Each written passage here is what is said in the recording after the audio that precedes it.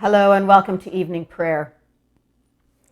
My first selection this evening is from a book entitled Around a Thin Place, an Iona Pilgrimage Guide.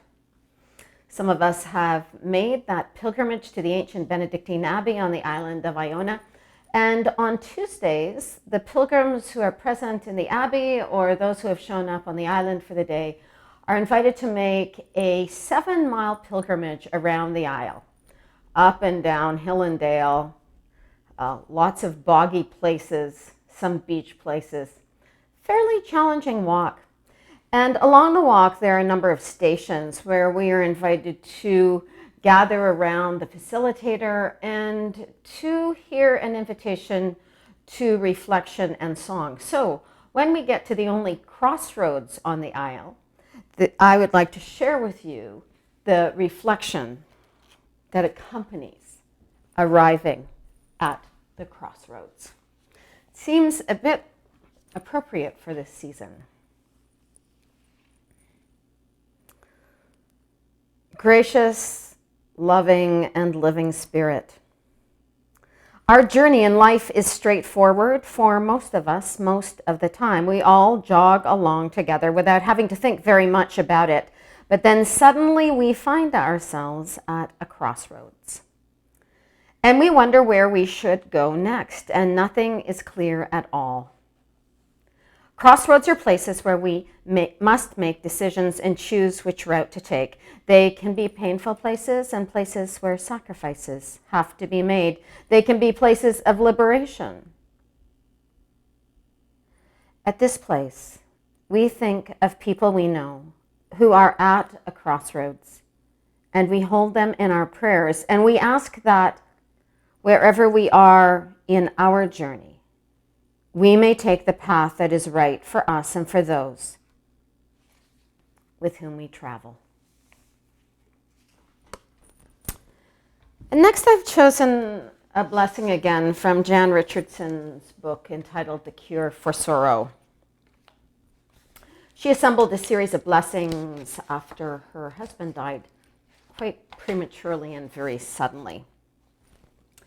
And I think this blessing in particular is quite timely for this season, particularly for those of us who live alone. It is called Blessing for Dining Alone.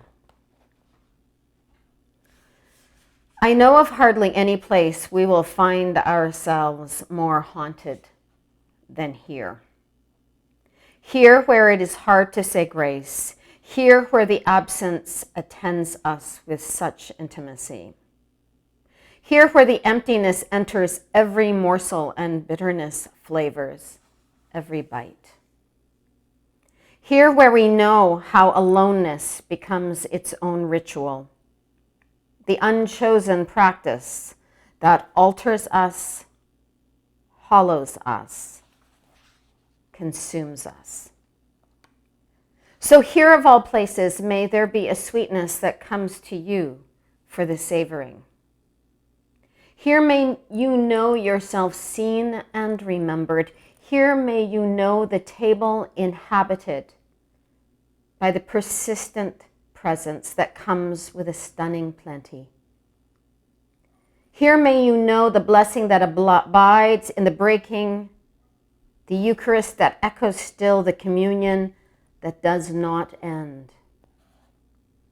May it be here at the table that you know at last how emptiness becomes an altar, how solitude becomes a sanctuary, where we with deepest hunger say our fervent, hopeful grace.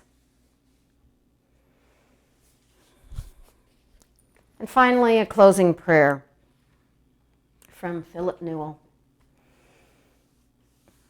A prayer to honor the threshold that comes at the end of another day, day 45, by my counting. A day that is best left behind. A day that is best acknowledged with gratitude,